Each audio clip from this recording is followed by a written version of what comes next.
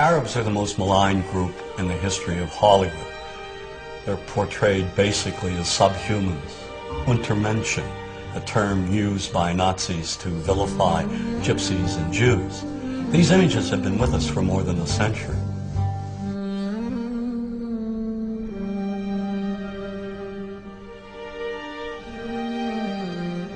For 30 years, I've looked at how we, particularly when I say we, image makers, have projected Arabs on silver screens. In my latest book, Real Bad Arabs, How Hollywood Vilifies a People, I looked at more than 1,000 films. Films ranging from the earliest, most obscure days of Hollywood to today's biggest blockbuster. And what I tried to do is to make visible what too many of us seem not to see.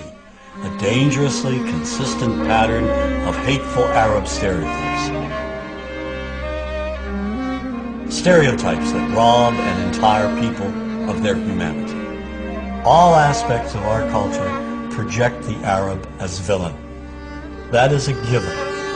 There is no deviation.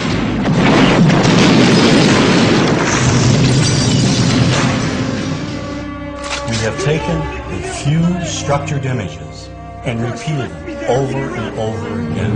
You are hostages of the Holy Freedom Bible. Whether one lives in Paducah, Kentucky or Wood River, Illinois, we know basically the same thing. Listen to the sound of our God.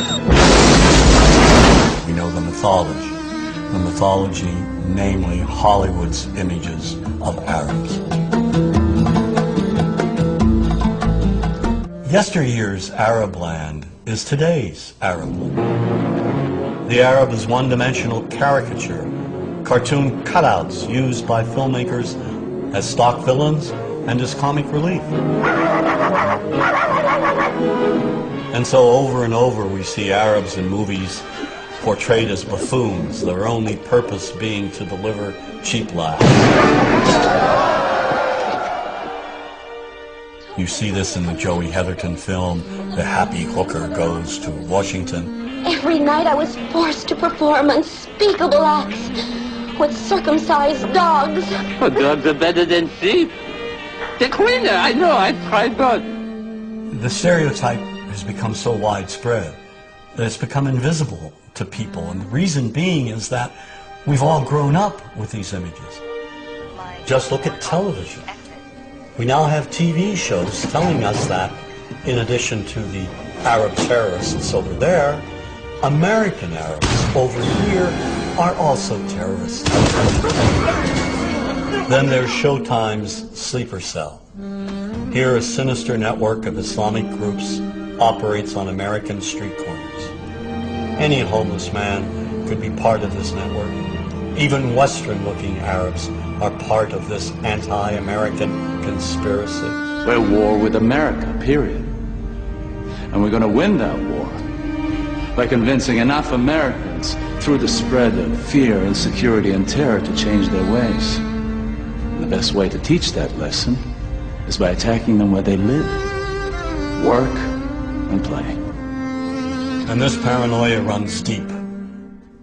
So when innocent Arabs are killed, when they're bombed, maimed, wounded, when they're tortured in places like Abu Ghraib, is it really any surprise that we don't feel any compassion?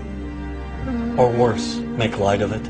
This is no different than what happens at the Skull and Bones initiation, and we're going to ruin people's lives over it, and we're going to hamper our military effort. You ever heard of emotional release? You ever heard of need to blow some steam off? Well, yeah, it's sort of like hazing, a fraternity prank, sort of like that kind of fun. But the point is, everybody's been saying that this came from... We don't care about them. We've been preconditioned to think that those innocent civilians, clones of Al-Qaeda and Saddam Hussein, are one and the same and do not merit our sympathy, our understanding. And that's very dangerous.